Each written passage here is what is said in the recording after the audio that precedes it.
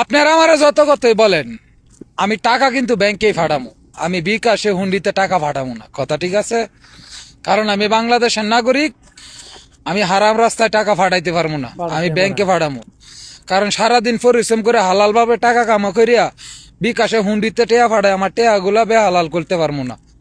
আমি ব্যাংকে ফাটামু, হালাল ভাবে ফাটামু, এবং আমার দেশের পরিবারের মানুষ এই টাকা বুক করব, দেশের মানুষে বুক করব, আমার এটা জায়েজ হইব, কথা ঠিক আছে?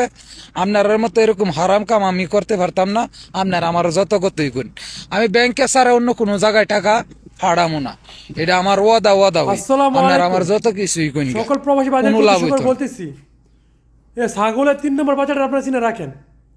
সে ব্যাংকে টাকা বাড়াইবো। আমরা 1.5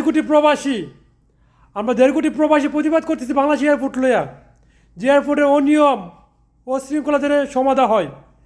আর এ বাঞ্চুতে নাকি ব্যাংকে টাকা বাড়াইবো, তে ব্যাংকে টাকা বাড়াইবো, তার টাকা হালাল হইব। আর বিকাশে উন্নতি বাড়াইলে টাকা হারাম। তে আমরা হাদিসে আছে গোলামের হতে, তার জুতো গুলা গাইয়া তার বায়ানা দরকার গোলামের ভিতরে। আশেপাশে কোনো বাঙালি নাই, তার দৌড়ে সার্চ করতে পারেন না। তার দৌড়ে সার্চ করতে পারেন, আপনাদেরকে 1 লাখ টাকা দেওয়া হইব। দূরে আড্ডির ব্যাংকে নেবেন গোলাম ভিতরে ছাগলের 3 বাচ্চারে যদি আপনারা সার্চ করতে পারেন, আমার যোগাযোগ করেন। হালা কি জানেন, কইতেছে সে ব্যাংকে টাকা বাড়াইবো। আর হালা ধরে আঁকা বই না, তুই বই তুলুক। আর তুই বাংলাদেশে নাগরিক সন্দেহ আছে, তুই মনে রোহিঙ্গা হালা, তুই বাংলাদেশ নাগরিক রে।